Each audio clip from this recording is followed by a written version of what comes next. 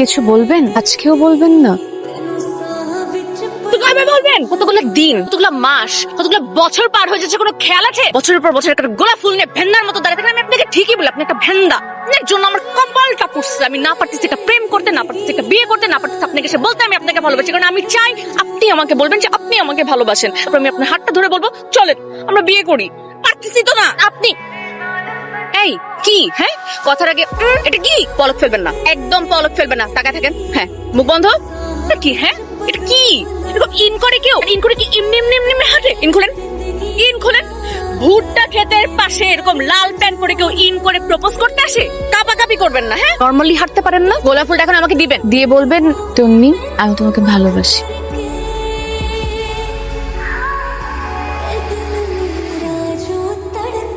উফ, আল্লাহ।